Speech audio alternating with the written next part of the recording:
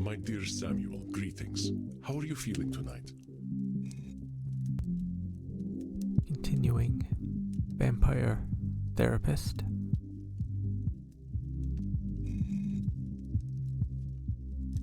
Honestly, I'm feeling a little like a horse who's about to be ridden by a big old fella. I am not certain I comprehend your meaning. Have you met a special someone, my friend? What? No, it ain't that. I mean, I'm feeling a little on edge. Edmund's coming in. Aha, our actor friend. What about him has you nervous, Sam? He's just a lot to deal with. I find myself a little drained after our sessions. Ah, yes. Challenging the reality distortion fields of those with narcissistic tendencies is taxing. I know, but if I'm here doing this therapist thing, I should help him one way or another. Remember your own distortions. You are under no obligation to help Edmund. If helping him drains you, remember that you do not have to aid him. Yeah, you're right. I still want to try, though. I want to see if I can help him. I shall not stand in your way then. Have you an idea of what distortions he might be exhibiting tonight?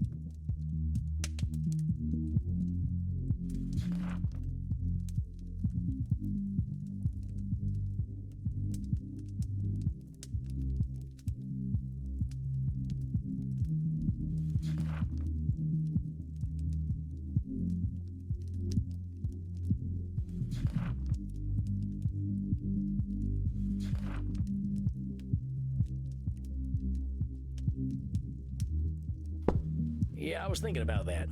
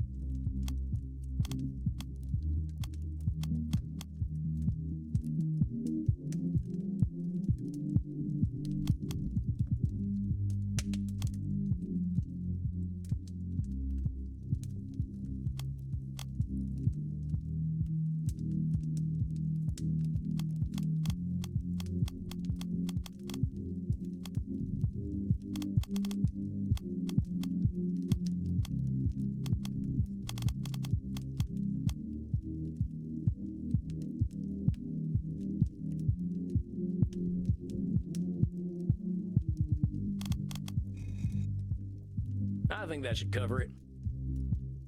I wish you peace and patience, Samuel. Good luck tonight. Thanks, Andy. Edmund, amigo, how's it hanging? To the left and most proudly, my dear boy. Indeed, tonight, I sit before you victorious. Thy gentle prodding hath guided me back to the womb of creation. Do I want you to spell that out for me? The stage, good sir, the stage. For if all the world's a stage, then the stage is where humanity is born. Yeah, I guess that must be true. So what are you saying? You nabbed some kind of juicy role? Not just any role. Nay, I have been given the opportunity to once again subvert the audience's expectations. Though it was thy tender words that cleared the mists of doubt from my mind and reminded me that I belong to the stage, not to the audience. Well, I'm glad to hear that, Eddie. Tell me all about it. What's been going on? Do you remember the advice you gave me when last we met? I told you to film yourself doing some acting, right? How'd that go? I did as you suggested. I set up a camera, and for no one but myself, I became the Dane. Marmaduke? Hamlet, my dear boy, Hamlet. I watched the great Edmund Kean inhabit the bard's greatest role once again, and in him I saw humanity pure, naked, and true. It was akin to pornography, albeit far more revealing. That Edmund Kean, I told myself, he and only he could produce something so beautiful.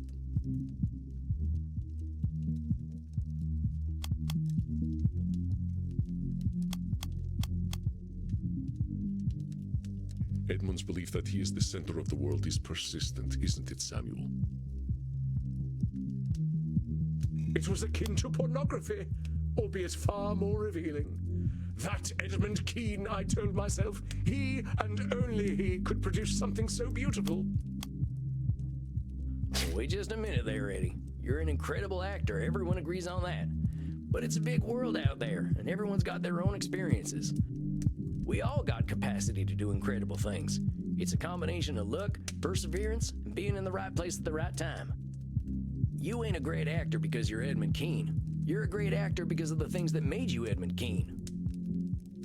You toy with the fates and flirt with pedantry, my dear boy.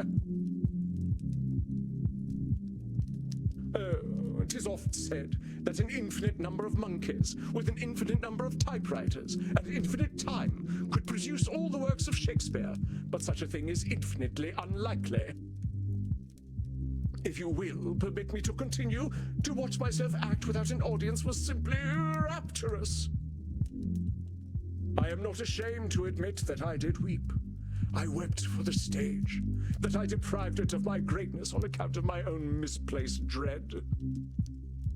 I have been a cream-faced loon, a devout coward, and most religious in it. Why should Edmund Kean fear any audience? You spoke truly. Edmund Kean bared his chest to all the slings and arrows of an unappreciative audience and was somehow surprised when they hit their mark. The Edmund Kean that you see before you is armored in love of the craft that no arrow may penetrate, and so casts aside the cloak of cowardice.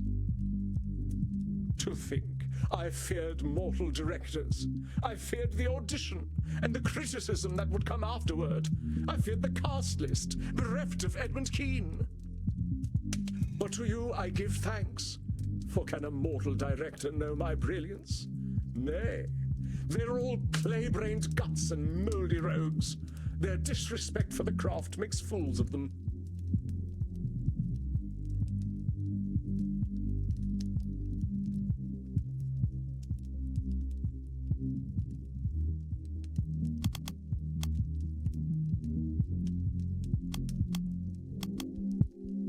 I think you're painting them directors with a broad brush, Eddie. I get that you've got more experience with acting than mortals, but all directors ain't the same. Hell, I'd even go so far as to say you could learn from some of them. They know they're gonna die, and that's perspective we vampires need sometimes. Thou hast cut me to the quick, my friend. Perhaps some of what you say is true. However, I know in my damned soul that the stage is worse off without Edmund Kean, and nothing any mortal director can say will disabuse me of this. Ergo, I did ask myself, Edmund, what is an audition? Is it a trial to overcome? Is a director a god dispensing holy judgment? And I replied, Edmund, do not ask such foolish questions, the answers to which thou knowest well. An audition, my dear boy, is not an opportunity, but an invitation to display the craft before another. So I told myself, why not act, dear boy? And so I did. So you did an audition, all right, that's great. Did you have fun with it? You speak so simply, my friend. Fun does not adequately describe the feeling one has when the muse takes over. It is transcendence, an affirmation of purpose, to condense humanity within oneself, if only for a moment. It is an orgasmic experience. That sounds intense, Eddie. Having an orgasm in front of someone else is pretty brave. Oh, but it is freeing. A true actor hides nothing. The director, she told me she had never witnessed such a thing in all her years, few as they were. I am certain that she thought to herself, is this Dionysus reborn? Why have the fates graced mine eyes with such depth of the human spirit?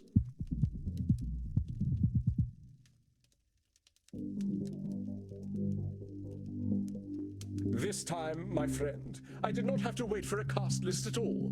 You are looking at a leading man once more. Hey, congratulations, Eddie. That's great. See, I knew you'd get your mojo back if you remembered what made you love the stage in the first place. For this, I am eternally grateful, and indeed, I do have an eternity to be grateful. Now I can already hear the calls resounding through the theater. Keen, Keen, Keen, give us Keen! You may want to pick a different name. Nonsense! They will say Edmund Keen has returned and be none the wiser as to the accuracy of their statement. So what's the big role, Eddie? We get to the meat of it, unto the very sinew at last. They say that every story is a circle, that we return whence we came. So it is with me.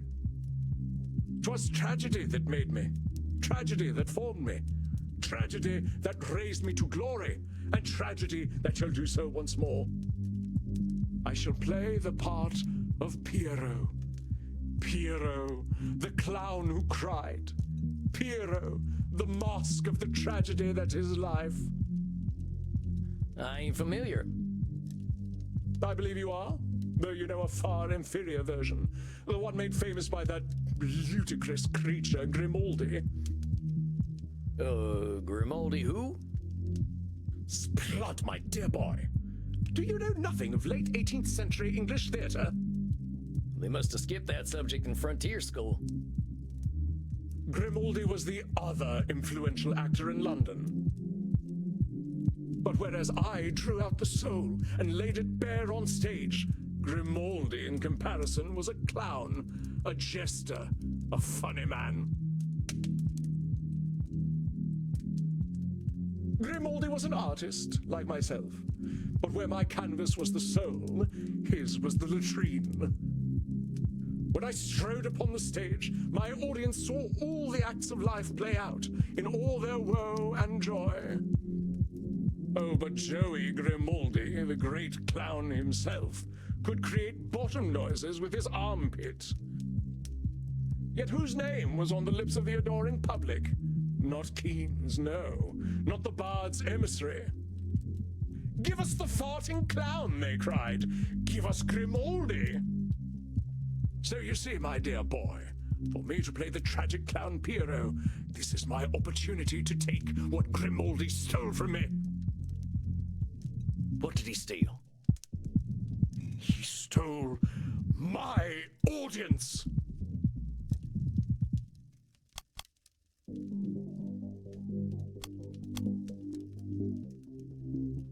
Was the audience really his, Samuel? They were not captives, though who knows with Edmund, perhaps they were. He stole my audience. Eddie, from what you've told me, I don't think you and this Grimaldi fella had the same audience. I don't think anyone showing up for a farting clown show and getting Edmund Keene is gonna be too happy, and it'd have nothing to do with you. But if Grimaldi had not peddled his base filth, my audience would not have waned when it did. They would have been mine. And if the sun didn't shine, we could go out during the day. Come on, Eddie, the world ain't waiting on you. Grimaldi had his audience and you had yours. Ain't nothing wrong with that. Perhaps, though I weep bitter tears to think the people so base, and I weep for myself, my dear boy. The riches and fame he received should have been mine, and would have been, had the fates not cursed me with his birth.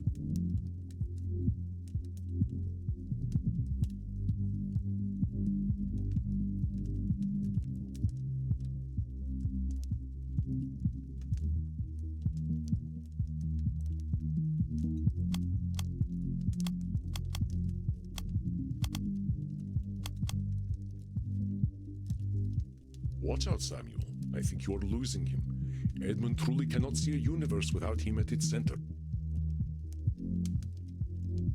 The riches and fame he received should have been mine, and would have been, had the fates not cursed me with his birth. The fates cursed you with Grimaldi's birth? I don't think baby Grimaldi was thinking too much about you, my friend. Well, no, he wasn't. He was 11 years my senior. So maybe he was cursed with your birth then. You delight in making me play the part of the fool, don't you? The point I'm trying to make is that making things about Grimaldi versus Keene ain't doing you any favors. There is some truth in your words. Why should I lower myself to his level? I am no flatulent jester. I am Edmund Keene. And mark my words, my boy. I shall cast Joseph Grimaldi from the Thespian Order. When I play Pierrot the Clown, Wikipedia shall forget all about that fool.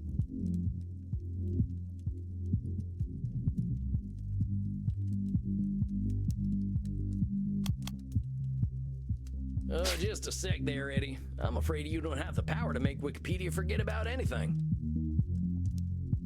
I mean, I can barely figure out how to use the damn thing. They get stuff wrong all the time, just like any history book. Can't stop that.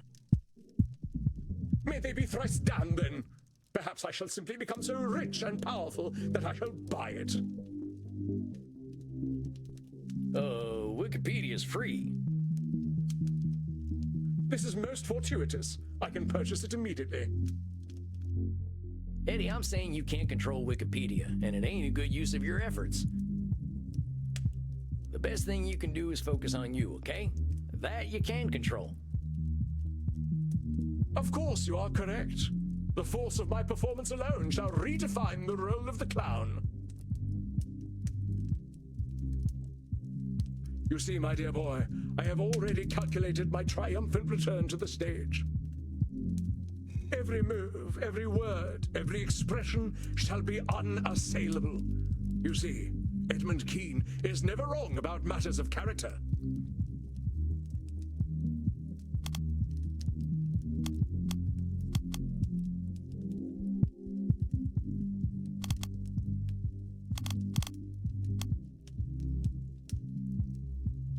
Edmund's false confidence and unrealistic perfectionism has likely been a source of distress for him. Challenge him, Samuel. Every move, every word, every expression shall be unassailable. You see, Edmund Keene is never wrong about matters of character. I'm glad to hear your confidence, Eddie, but I just want to give you a word or two of caution. Acting's all about humanity, not just Eddie Keene, right? If you don't give yourself a little room to bend, your audience might not see themselves in you. Ha! Let them dream their filthy little dreams. If my body is that which draws them in before I spring the theatrical trap, I care not. I didn't mean that. I just meant that you're drawing some hard boundaries acting-wise. Giving yourself some middle ground ain't a bad thing. I know you play your part, therapist, as I must play mine. I have heard your cautions. They need not be repeated. Indeed, I doubt our meetings will be necessary any longer. I must confess to some strong misgivings about you, therapist. There are times when we speak that I feel exposed, diminutive, and weak, and I can only conclude from those feelings that you are trying to hurt me.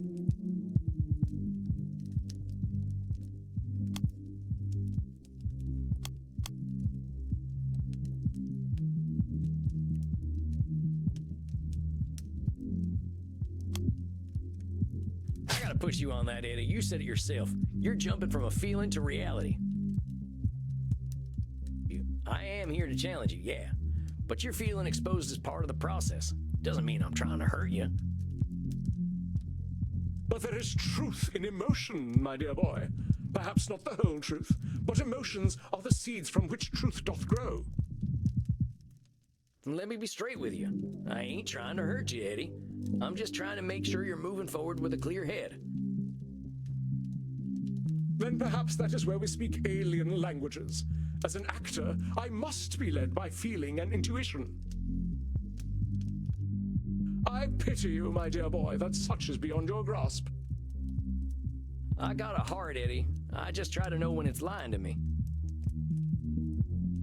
Regardless, opening night is a month from now. I doubt you shall see me again, for I shall not need your services.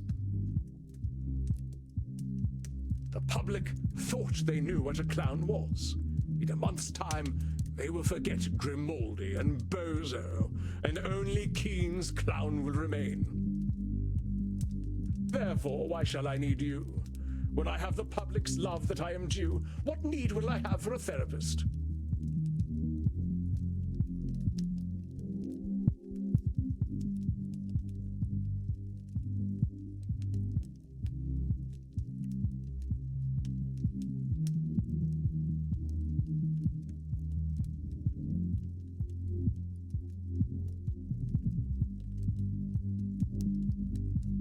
You might need me for emotional support going into your next big role.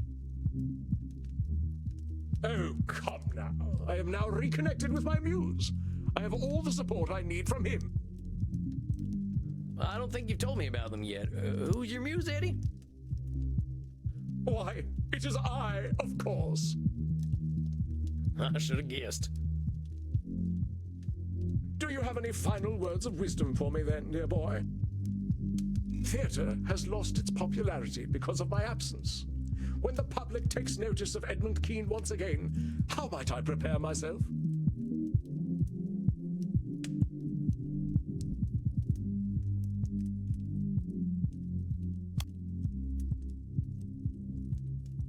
I just want to remind you, Eddie, that even if you give the greatest performance of all time, people ain't waiting for you.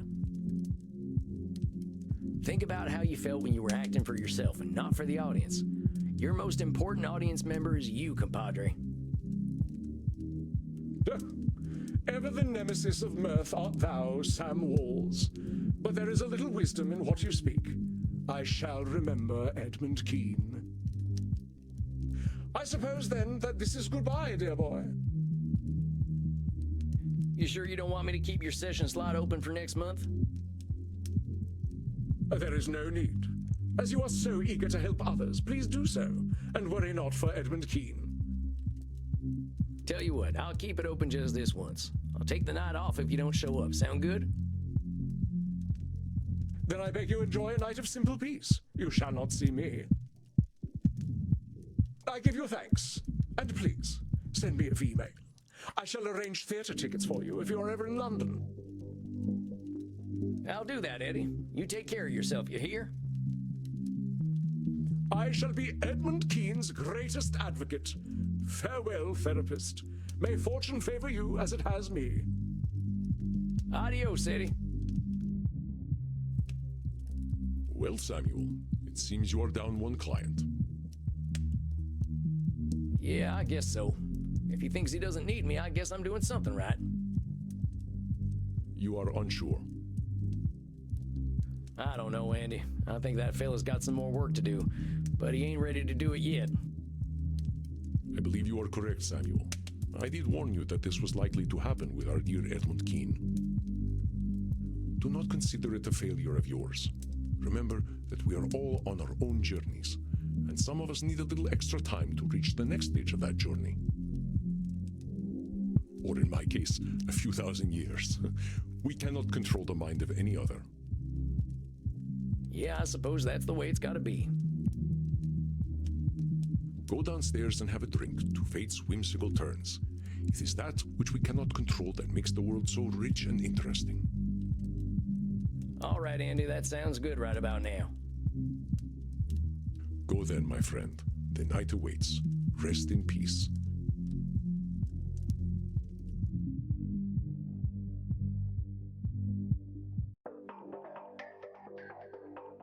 Well, that was a weird one.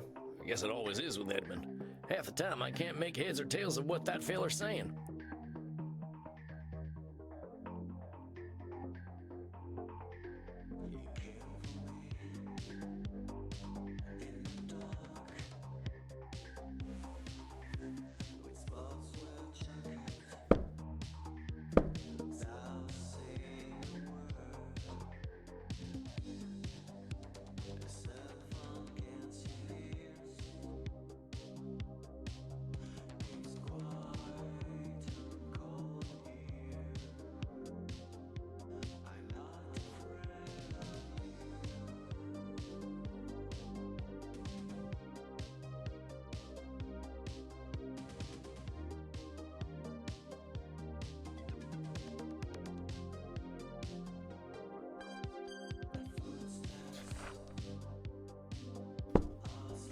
I'll go check in with Crimson and see if she's got any of her wisdom to share. How we doing tonight, Crimson? The drinks are flowing and the blood's pumping. Can't ask for more than that. How are you, Sam? Well, I had my first client graduate. They quit therapy today. Congratulations, cowboy. Helped a vampire see the light, huh? How do you feel about it?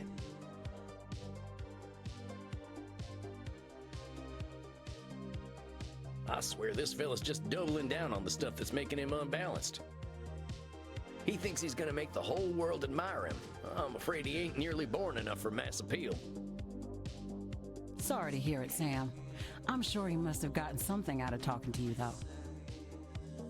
Well, even if not everyone loves what he's doing, at least he's doing what he loves. Hey, I'd call that a win, cowboy. Not everyone gets to do what they love. Sounds like you got some feelings about that. All right, I'm gonna let you in on a big, dark secret. Maybe even darker than the fact that I drink blood. I'll hold it with high honor, Crimson. I liked being a lawyer. Oh, you're right. Well, that is dark. Oh, shut up. I was good, Sam. I fought the good fight, and I knew case law like the back of my hand. The law just moved too slowly for me in the end, and getting cancer made it seem meaningless. Now, I love this place, and I love Andy, but I know I wasn't born to bartend. Couldn't you practice law in Germany? You try learning German and tell me how it goes, Desperado. Oh, come on, it ain't that hard. I've picked up some German already. Ich spreche Deutsch good. Hold me, Maxie. The cowboy is being once again too cute. I believe I shall burst. Cowboy, kom hvis sein wie will teach you how to speak sehr good Deutsch. I think I hear my dinner calling. I'll talk to you later, Crimson. Be gentle with him, you two. Now we will teach you the German that is most important for you to know. It is important to ask politely when you wish to drink from someone's neck. Tell them, your neck is beautiful. May I drink from it? Ihr Hals ist wunderschön. Darf ich von Ihnen trinken? Now ask Reinhard if he will let you drink from his neck. It is very important to get the declensions correct in German.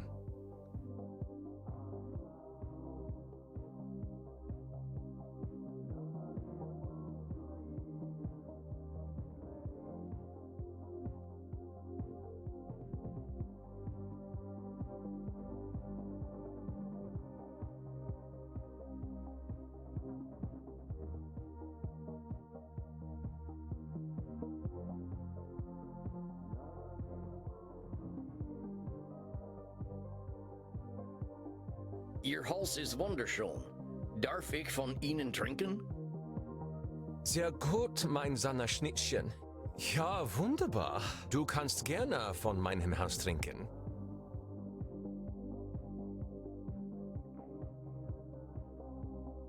Oh, Maxi.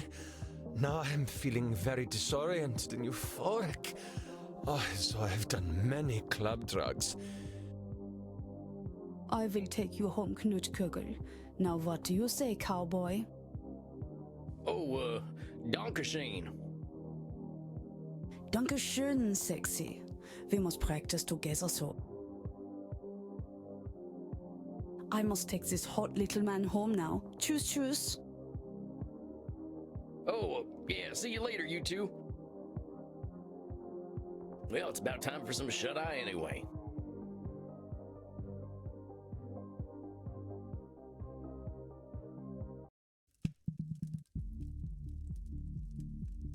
Good evening, Samuel. I believe you are seeing your elder vampire tonight. That's right. I hope she's making some progress. Well, the world sure did a number on that lady. I am hopeful. One does not live so long without being very resilient. I have had a number of near-final death incidents myself, and I had been trained to fight since childhood. That's true. She's clearly got a few tricks up her sleeve. I don't even know how she plays them 3D video games. Based on her last session, you probably have some idea of her current concerns. Would you like to prepare your distortions?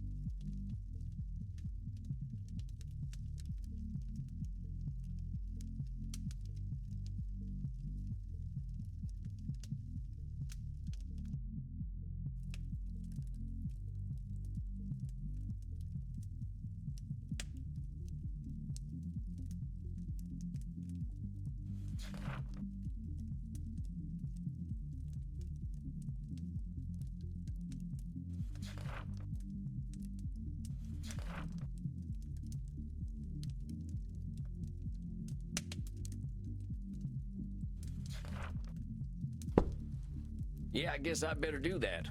Now, let's see.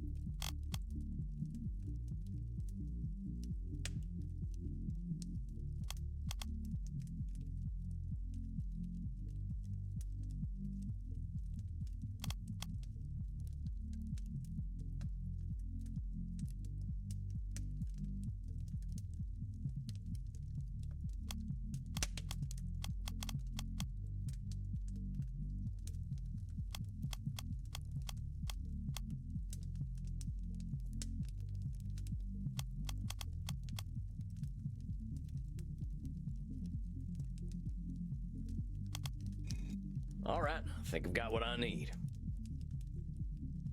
Very good, Samuel. I shall leave you. I believe I hear the flapping of ancient wings.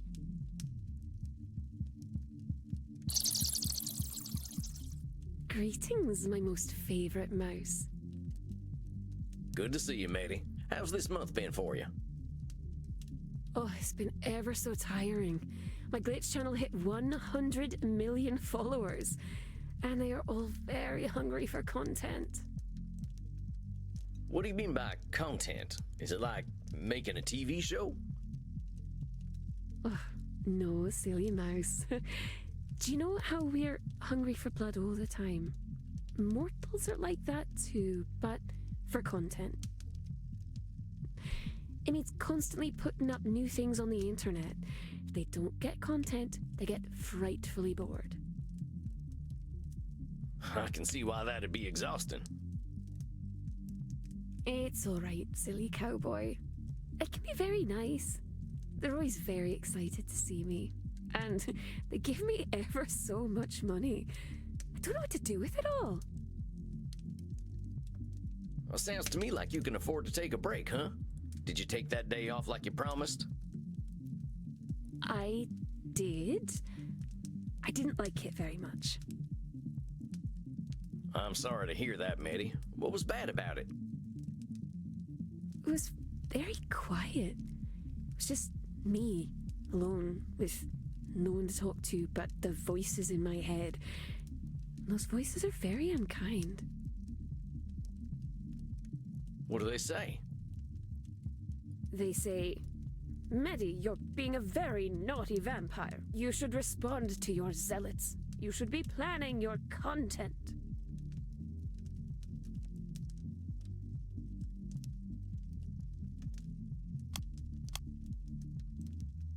You ain't a naughty vampire, Medi. You're who you are. Labeling yourself ain't gonna help you none. You call yourself names and you're just gonna build up fear of being a naughty vampire, whatever the heck that is. It's for my own good, sweet mouseling.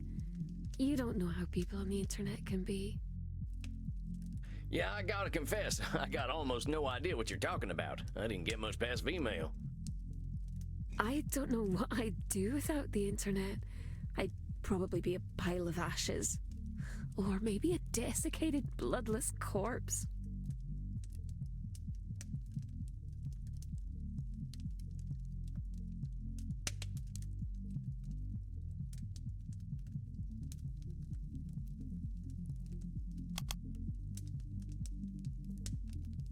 Medi survived for nearly 2 millennia without the internet. I doubt its end would be hers. I don't know what I'd do without the internet. I'd probably be a pile of ashes. Or maybe a desiccated, bloodless corpse. Well, that's some pretty extreme thinking there, miss. You've lived without the internet for a real long time. I don't know why you'd turn into a desiccated corpse without it. I suppose I could live without it for a little while. But, you know, I don't belong here in this world, right, little mouse? No, I don't know that. That's that extreme thinking again. There ain't no such thing as belonging perfectly, and there's a lot of space between thriving and being dead.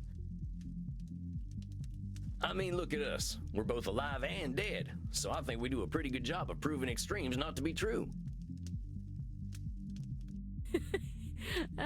Yes. I suppose you must be right. We're very bad at staying still like proper dead people.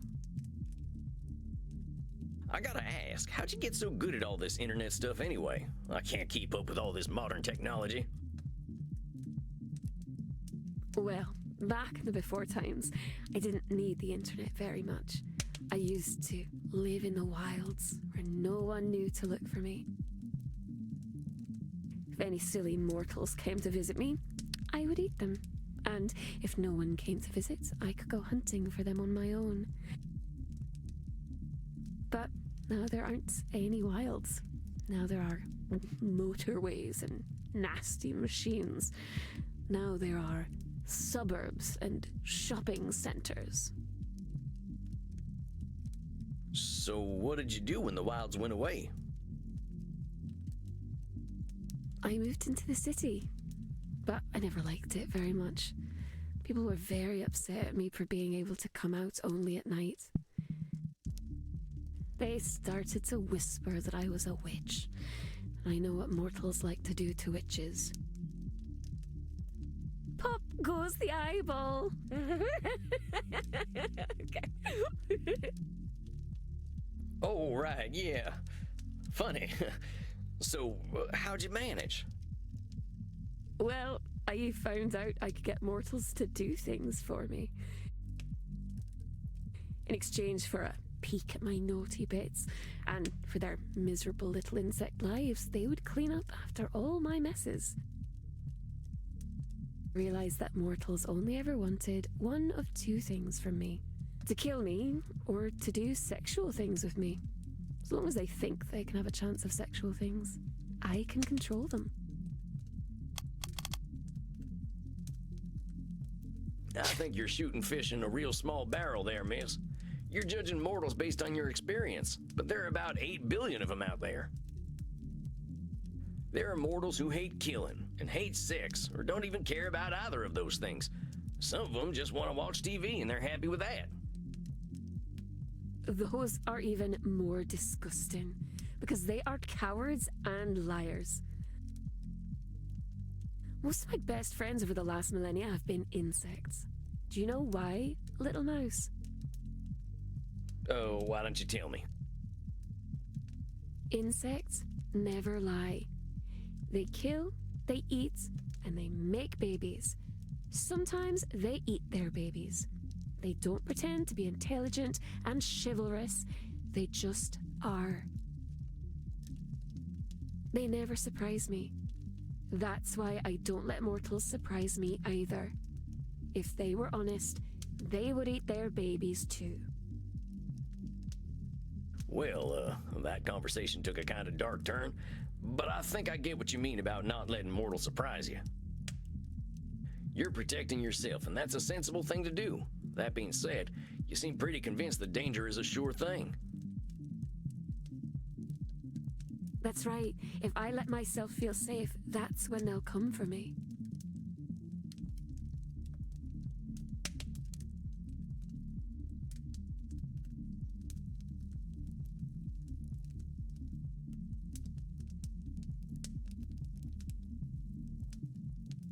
Well, my devoted little perverts were very helpful, but they had a very nasty habit of getting caught disposing of bodies. Policemen would shoot them into little bloody giblets. I don't like policemen very much. I haven't had a good track record with lawmen either. That's why I don't use them as my helpers. I can't trust them not to take their guns out and go, pow, pow, blam, blam, blam, blam, blam, blam, blam. Ugh, oh, I'm dying. My guts are falling out. Oh, why, policemen? Why? Ugh. Anyway, if my blood bags died, it would mean I couldn't get a fresh supply of blood without doing very risky things. I realized that the more blood bags I had, the safer I'd be. That's why when I found out about the internet, I knew I had to get online.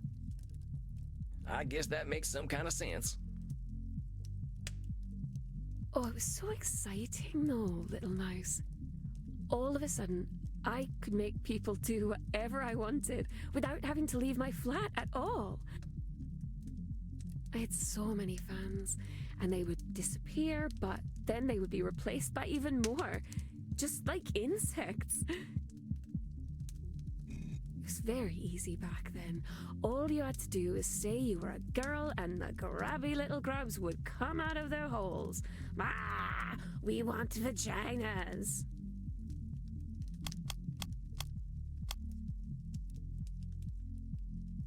So I ain't exactly gonna defend how menfolk act on the internet, but going back to what we were saying before, using these funny labels of yours probably makes it easier to fall into the overgeneralization trap. If you label people on the internet grabby grubs, well, that's all you're gonna find, know what I mean? Sometimes I think maybe you're a fun vampire. You take all the fun and go,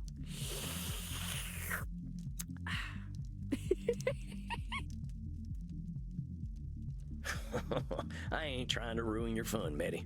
Just asking you to think about the words you use and why you might be using them. But then people realized they could say that they were anything on the internet. It was all like a big game. And what do you suppose I said I was, Little Mouse?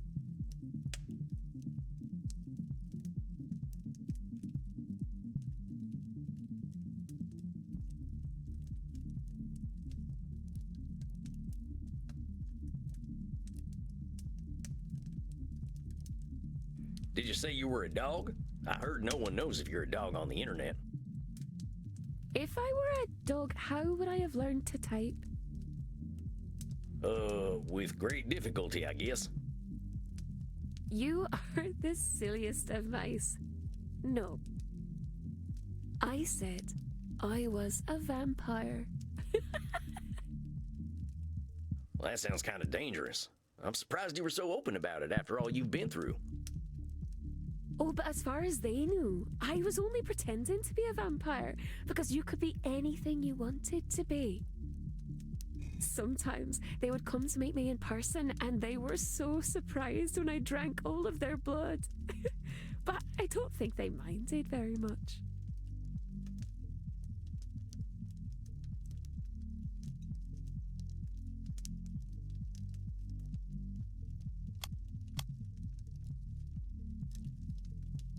Do you honestly think they didn't mind being killed by you? Of course not. It was their greatest dream for a pretty young vampire to drink all of their blood. They really, really wanted it to happen. Meddy, you've been dead for what, 1,800 years? Somehow, I don't think you've got enough in common with the mortal in the 21st century to know what they're thinking. Suppose you must be right. I don't think it matters, though. Their lives are so very short. Nobody asks what insects are thinking. Yeah, but at least you ain't presuming to know what an insect is thinking. Oh, you're a very smart, funny cowboy, man. That's a very good point. It was certainly a much nicer time to be online, though. I think that was my favorite time of the internet. There was a little place there for everyone. Even me. I ran a web ring for vampires. We had our own websites where we would invite people to come let us drink their blood. I suspected some of the others were actual vampires, but even I didn't know. That's what made it so special. We would send V-mails to one another and talk about vampire things. Oh, of course, it was nothing more than silly games.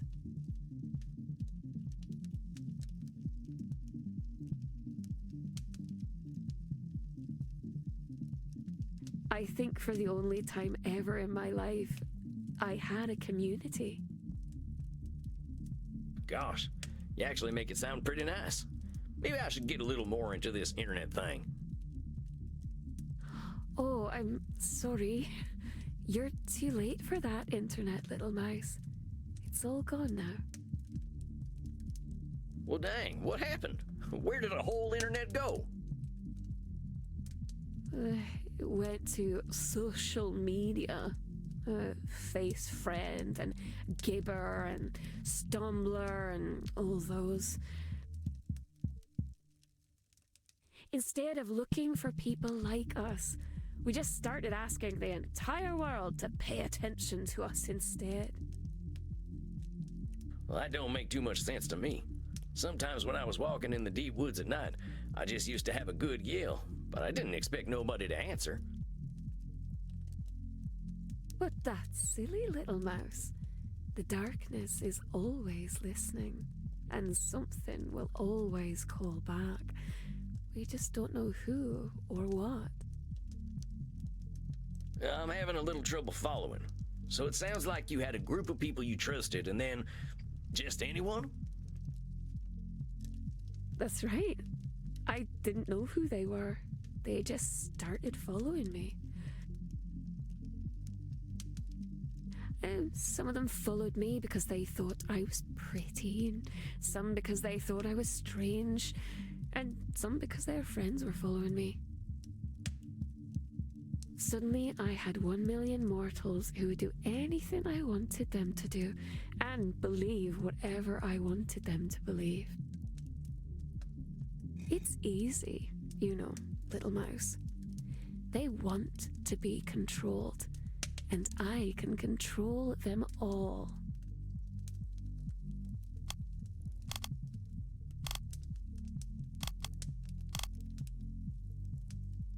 Hold your horses there, miss.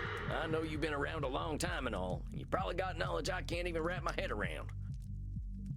But you were mortal once too, Mitty. And you remember what you did when people tried to control you.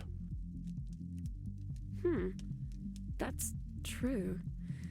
I didn't like it very much at all, and I was very happy to kill the ones who tried. You're playing with fire here, Mitty. It sounds to me like it's burning you already. I don't like it when you talk about burning, and you don't know what you're speaking of.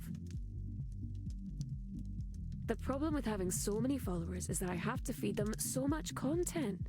Even just playing video games all the time can be a lot of work. And you said that taking that break didn't do much for you, huh? You were just thinking about all the work you have to do for your followers?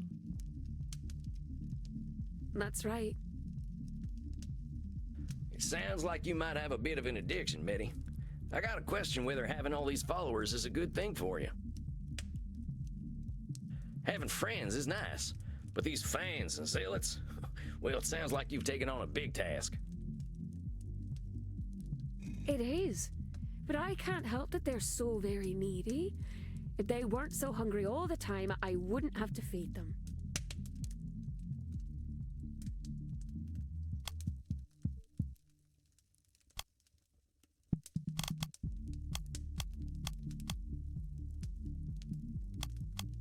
Mitty, I gotta say, you gotta take on some of the burden of this decision to feed all those fans of yours. Feeding them ain't your responsibility, you know. They can beg and whine all they like. You don't need to do a damn thing you don't want to do. And they don't need you as much as they think. Some of them say that I'm codependent. Well, I think those might be the ones who actually give a damn about you. Ugh, I don't know. At least there are some that need a little less attention. It's the zealots who are the most demanding. Remind me again, who are these zealots? From my Only Zealots page, the website where I show my breasts and vulva. Oh yeah, that one. Don't be scared, little mouse. You're acting like a mortal. It's just squishy parts, we all have them. They're not special. Oh, fair enough. I'm just not a very European vampire yet. So, these zealots, they take up a lot of your time? Yes. It's frightfully bothersome. But they're ever so reliable. And someone has to go deal with my landlord and my computer upgrades. And go to prison for me if necessary. Well, dang, it sounds to me like you're asking way too much of each other. This can't be healthy. Isn't there a better amount of interaction on these websites? But I always know best when it comes to the internet. I have more followers than just about anyone, little mouse.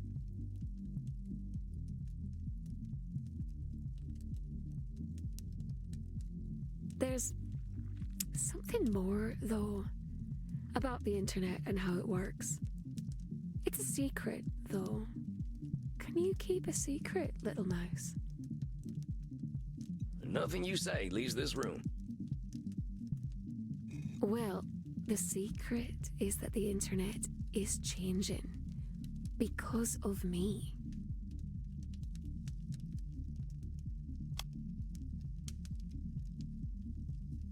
Mitty, I know you've got a lot of followers, but the internet changing to fit you?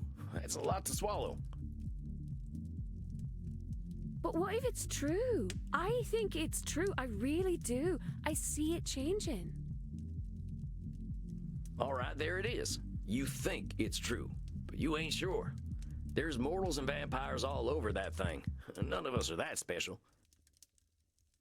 There's probably a lot of people out there feeling the same thing you are. Oh, but I know something they don't know.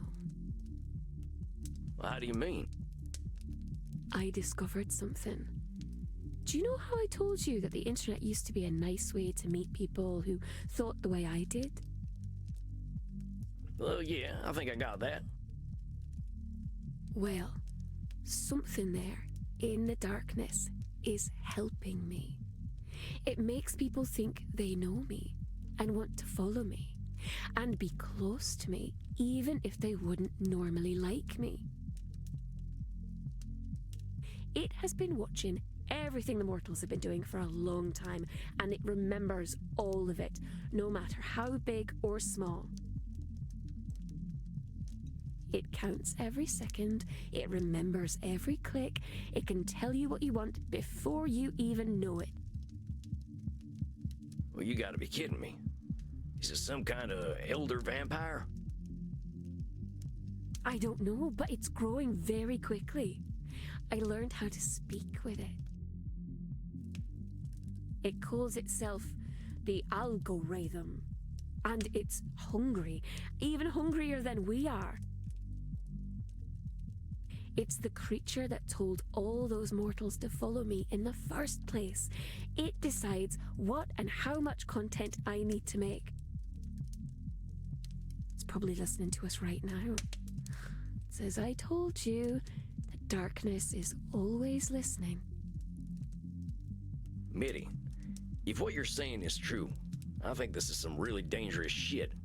This algorithm sounds like it's trying to turn humanity into a big formula. But it's doing it. What if all mortals really are just the same?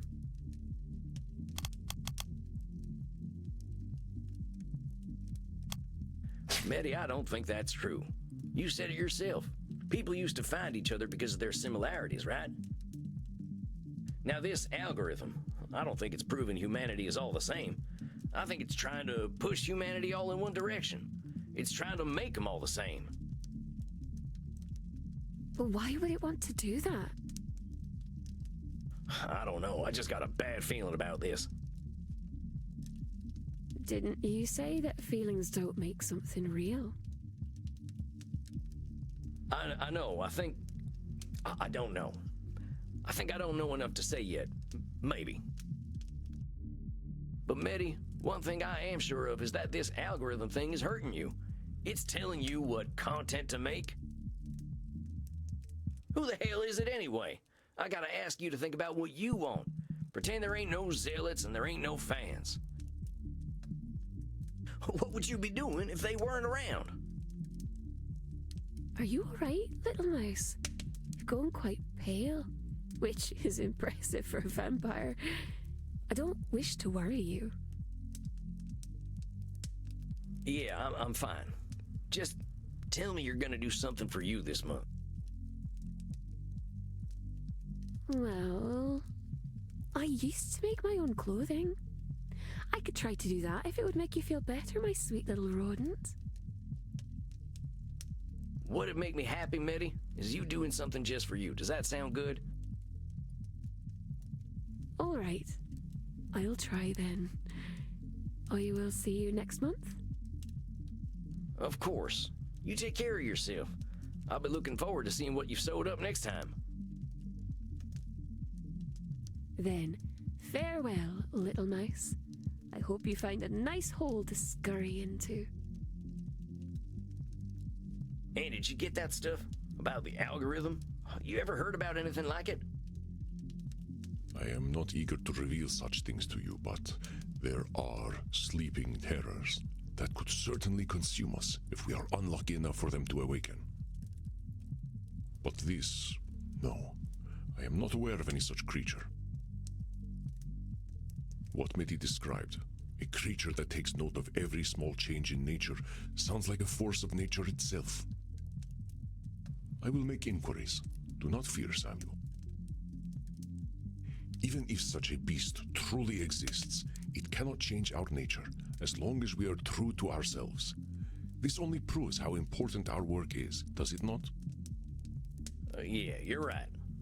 I guess I got a little spooked, but we'll be fine. You know what might make you feel better? Dancing. I ain't that shook up, Andy. Maybe I'll go down and get me a drink, though. I will not probe, though I am curious about your aversion to dancing. When you are ready to speak of it, I am here. You're gonna be waiting a while, boss. As long as it is less than eternity, I will be here. Okay, you go do your wise old vampire wizard thing, and I'll go drink some blood. I'll see you later, Andy. Rest in peace, Samuel.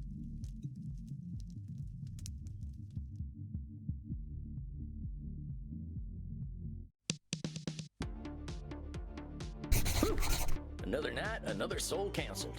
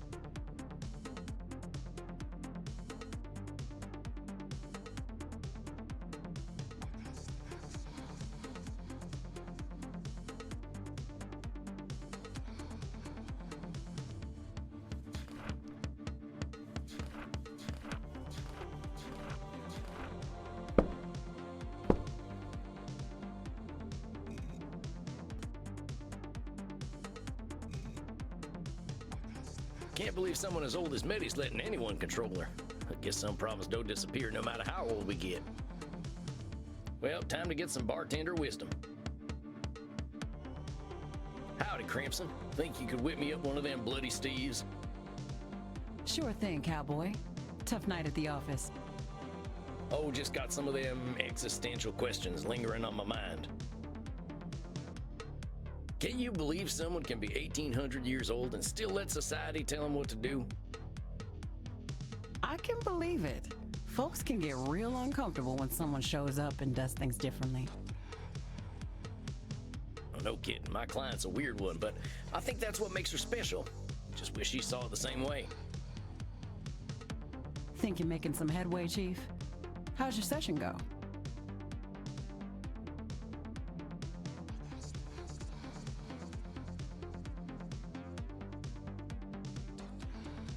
I'm getting somewhere with her, slowly but surely. She does a lot for other people, but not a lot for herself. Now that makes her real popular, but I think she's realizing that popularity ain't what it's cracked up to be. She's got her own strengths, and I hope she'll lean on them. You're a rare one, Sam. I get where she's coming from. Lawyers like rules, even about lawyering. My colleagues didn't care much for my style, so I had to adapt. But they'd get so bogged down in doing something right that they'd stop getting anything done. How do you like to do things then? I told you how case law is my thing, right? Well, I studied the worst cases. The ones where injustice prevailed because some corrupt judge invoked some ancient precedent. I used their tools against them, made them look like fools. What goes around comes around, right? And your colleagues weren't into that. Hell no. No one was gonna listen unless I was polite and civil. But power never listens to polite and civil.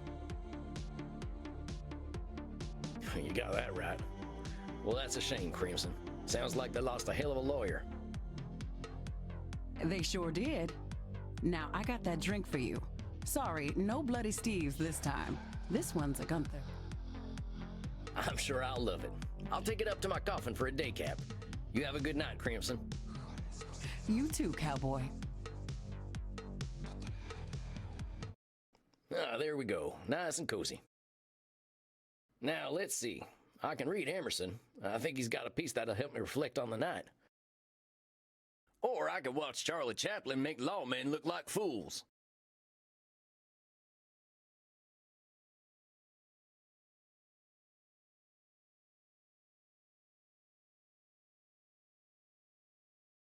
I'm always grateful to my transcendentalist family for introducing me to Emerson. I think there's a passage about being a nonconformist in Self-Reliance. Whoso would be a man must be a nonconformist. He who would gather immortal palms must not be hindered by the name of goodness, but must explore it if it be goodness. Nothing is at last sacred but the integrity of your own mind. Absolve you to yourself, and you shall have the suffrage of the world. I like that. Exploring is its own goodness. I learned that lesson hard in my quiet years. Just observing the world taught me more than all my years of living. With 1,800 years, who knows what good Meddy's found. Well, I think that'll do it for me tonight. Time for some shut-eye. Think I've got some tough battles ahead.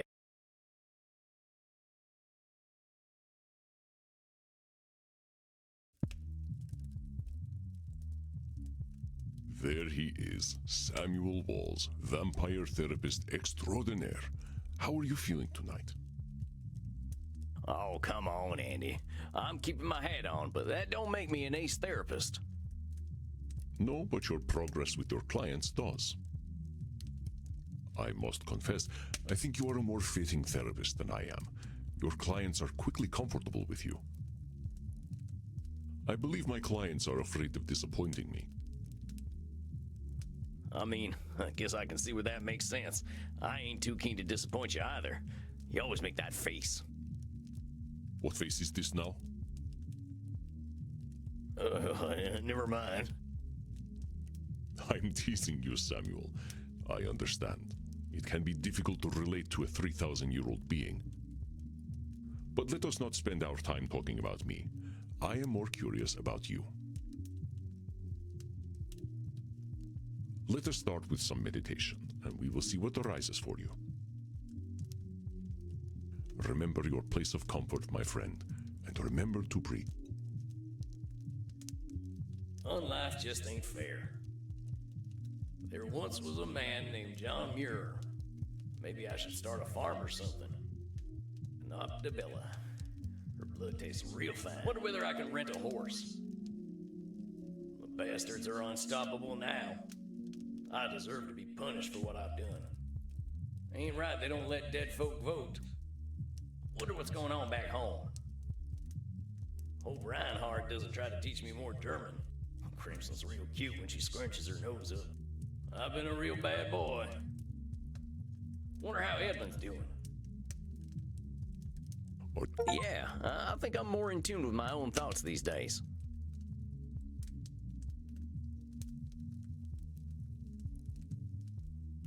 I am delighted to hear it. What sorts of things came up for you? After our last session, I can't help but think about my criminal past and how I was pointing fingers everywhere but at myself. The universe dealt me a bad hand, but I played that hand poorly. I got abused, and then I abused other folk. I guess that's only fair, so yeah, I can feel bad, but maybe the universe was just evening itself out. Aha. Samuel, I know that when we both have suffered and caused suffering, it is tempting to blame the fates. But this is dangerous, a sort of cosmic control fallacy. If we expect that fate will reward and punish fairly, we are bound to be disappointed. We are immortals, Samuel. We live long enough to see old grudges die, and the judgments of our generation replaced by another.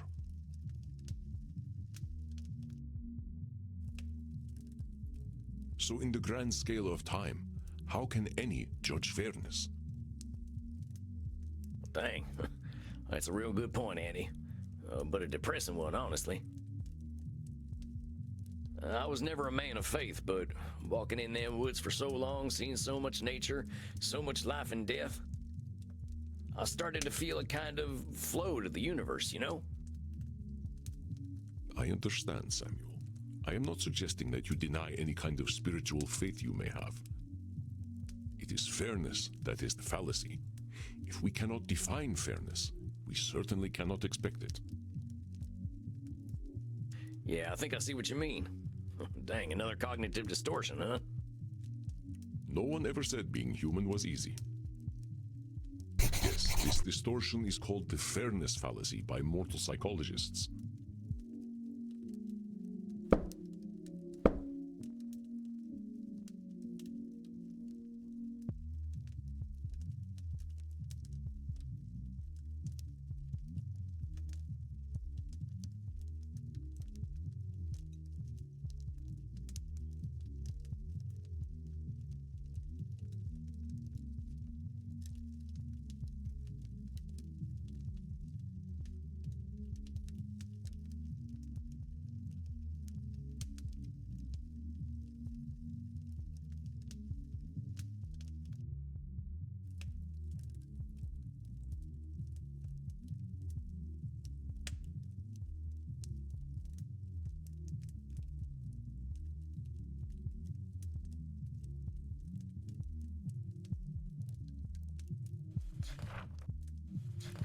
Let me give you a few statements that might have examples of the fairness fallacy, and you try to find them.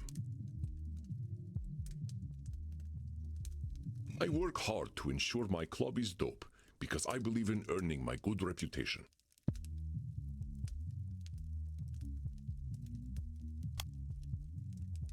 Ain't that a fairness fallacy? Thinking you're gonna get a reputation by working hard might be disappointing. No, Samuel. I said I believed in earning my good reputation. This is not a distortion, but a personal ethos. Oh, right. Well, it's labeling then. I'm sorry? You said your club was a dope. Well, that's labeling, ain't it? Just dope, as in cool AF. What does the AF stand for? And fun? And friendly? Oh, Samuel, you must spend more time downstairs. The children of the sun will teach you their quaint expressions. Hey man, like, maybe it's good karma and maybe it isn't, but I just like to put out some positive vibes.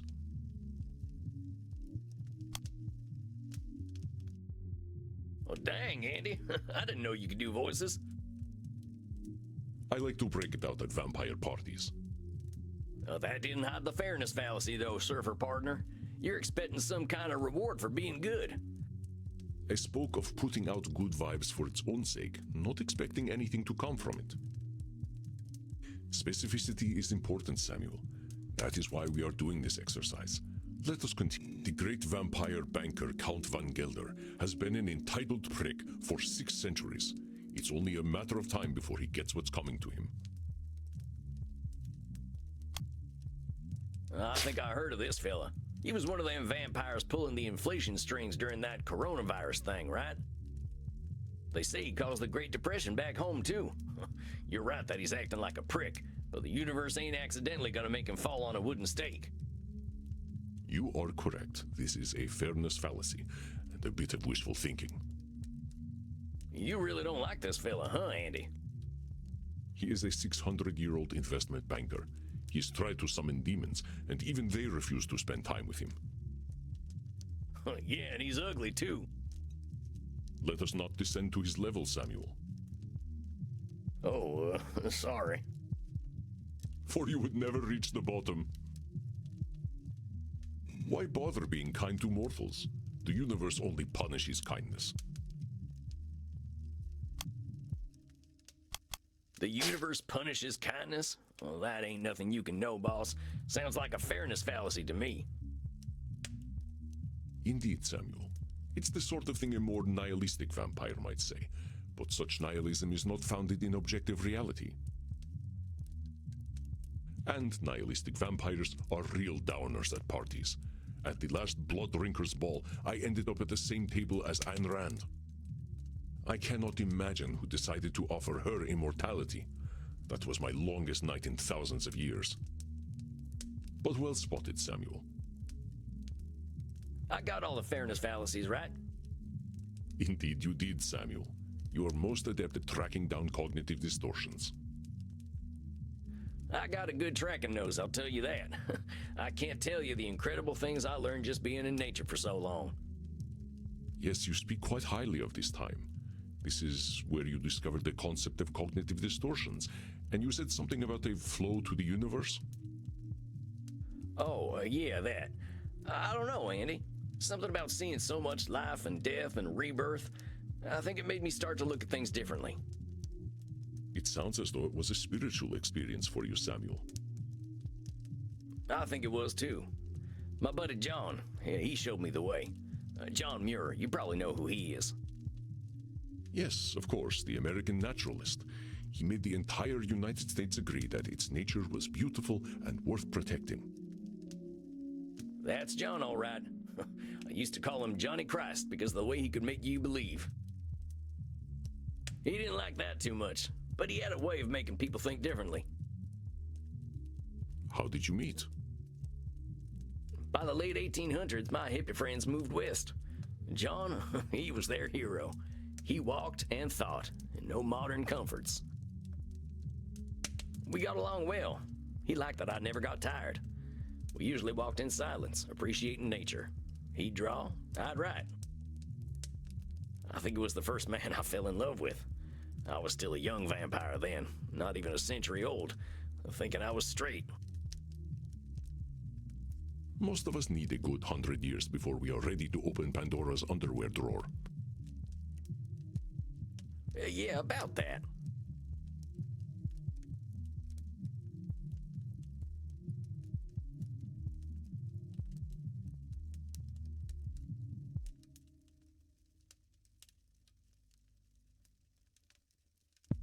How long did it take you to branch out?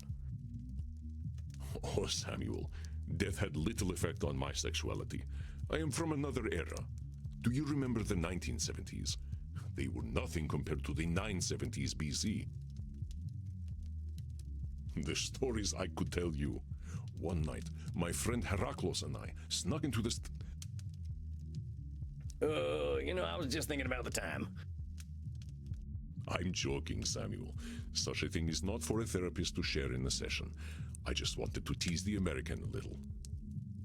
Well, I think you're being real mean. Sorry. That's what I used to say to Princess when she was being naughty. I am honored to share the space in your mind occupied by your beloved horse.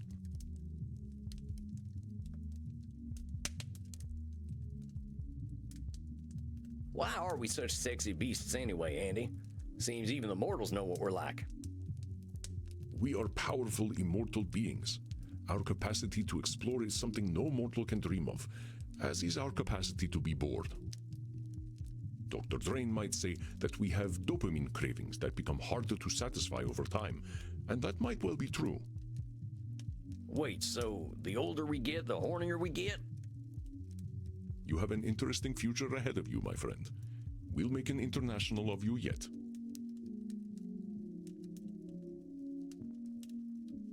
I've been wondering, are there older straight vampires out there? No. Sexual exclusivity of any sort seems incompatible with immortality.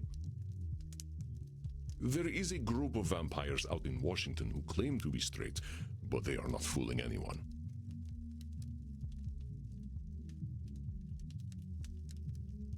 Oh, that's my curiosity satisfied.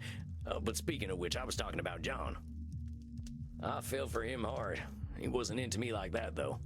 I don't think his wife got much from him, neither. That man was married to Mother Nature. Oh, but he was good company. I helped him map the West by sharing what I'd seen at night. I offered him my blood, but he was offended at that. He valued death and pitied my immortality. He just liked things as they were. I wish I had met him. His mindset aligns with accepting things without judgment, as we explore in therapy. He was an incredible fella. When he told me, Sam, I'm gonna get Teddy Roosevelt to make a law protecting all this, I believed him. Before he died, he urged me never to forget the earth. But I got busy roaming and didn't notice the wilderness shrinking. My old gang tracked me down and drove me to you. If I can't help them see another way of living, they'll destroy this planet. How is a group of gangsters going to destroy the planet? Right. Well, the Mystic Bastards are doing more than robbing banks and holding up trains these days. They got organized. And now they're called Sanguinius Health. They're a health insurance company, draining folks of their blood, money, and hope. Well, they're big now, too. Real big. Got friends in high places in the mortal world. Nobody knows they're vampires. I was not aware of this company. Well, they're good at keeping secrets. Even in the 1800s, we had a code language. They'd bring on the Infinite Dawn if it made them money. If I can't stop them, they surely will. This sounds serious, but remember to not let your fears distort your thoughts. When we foresee only a negative end to a complex situation, this is called catastrophizing, another extreme that colors our thinking.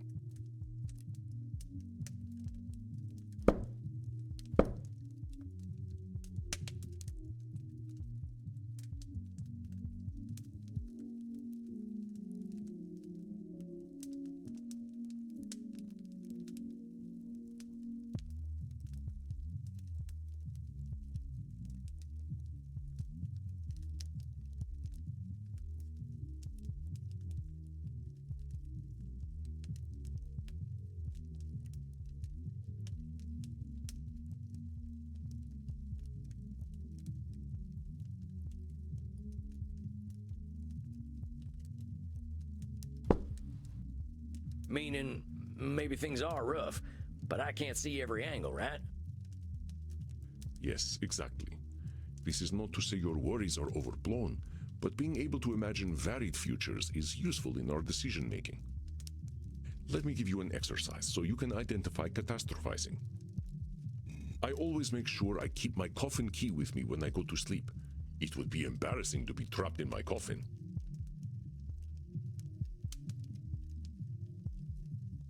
I sent my friend Bazul the Bloodborne a funny cat video, but he left it on red.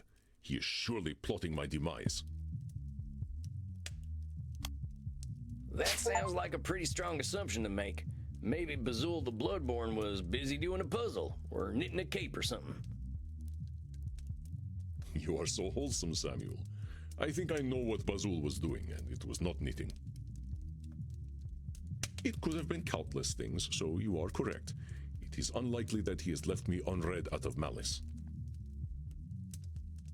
It was a really good cat video, though. I will send it to you later. Oh, you never responded to that funny video I sent you of the horse pretending not to like carrots. That was a good one, huh?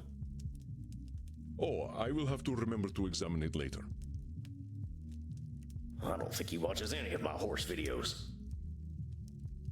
I saw a rat in my club the other night. The health inspector will certainly shut us down and expose me as a vampire. I don't think one rat showing up at your club is going to make the health inspector take you down, boss. I mean, the rats were some of the cleanest things at a few saloons I've been to.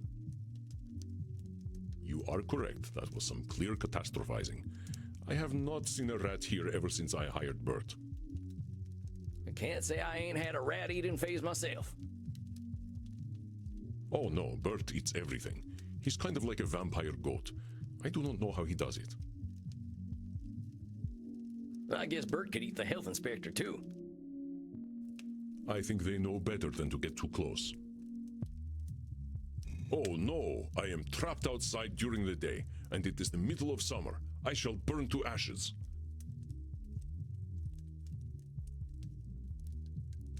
When I DJ downstairs, I must ensure that I do not wait too long to drop the beat, or my patrons will think I am a terrible club owner and leave. I don't know, boss. I don't think anyone's gonna get all that worked up about dropping a beat. That's gotta be catastrophizing. You are correct, Samuel. I am sure they will forgive me. Though, I do not let the beat drop too late or too early. but precisely when I mean to. All right there, Gandalf. Who is Gandalf? Ah, never mind. I think I get what catastrophizing is now. It's just hard to see other angles when I see how powerful my ex-gang's gotten, you know? But I know them. Well, they're just like I was. Maybe they've gotten better at being evil, but I get where it comes from now. That's why I feel this responsibility to help them. Now, I know that's a control fallacy. Maybe I can't help them, but I do want to try. Wanting to guide them out of the darkness is not a cognitive distortion, Samuel. It is a noble aim, truly. I'm just not sure I can do anything. I'd probably just make them worse. That sounds like catastrophizing to me, Samuel. I believe that you will help some and be unable to help others, or some may not be ready to be helped. I reckon you're right. I gotta take things as they come. Just follow that flow of nature. You are doing exceptionally well, Samuel. I have seen your clients slowly changing the way they look at themselves. I don't know, Andy. Seems like there's a lot of work to do. There always is. That we will have work to do is one of the few things we can truly expect. Well, I surely hope things keep going well. I am not a man of faith, Samuel, but I do have faith in you. Oh, gosh. Come, let us wind down together. Perhaps you would like to play Settlers of Wallachia with me? That sounds like the kind of quiet evening I'm looking for. Come then. I will set up the board.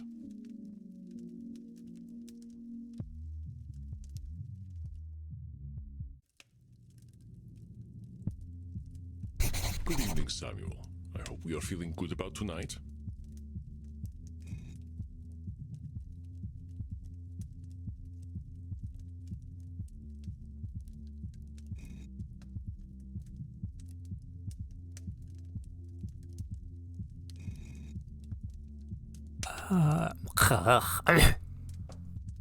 I think I'll stop here for today. Have a good day or night, everyone.